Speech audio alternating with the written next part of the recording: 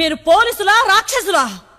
పెండ్లి జరిగితే సీమకు మేలు జరుగుతుందని నమ్మబలికి నా బిడ్డలిద్దరిని బలి తీసుకున్నారు కదరా.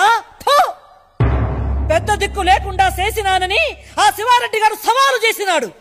మన వర్గంలోంచి ఎవరైనా సరే వచ్చి కుర్చీలో కూర్చోండిరా. ఏరా బుచ్చిరెడ్డి, ఆలోచిస్తావేందిరా వెంకట్రెడ్డి?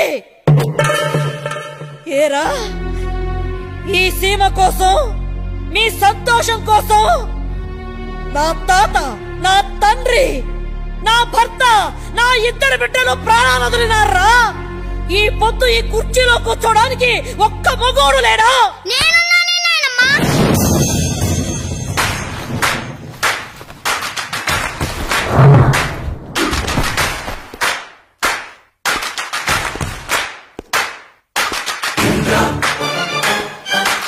Indra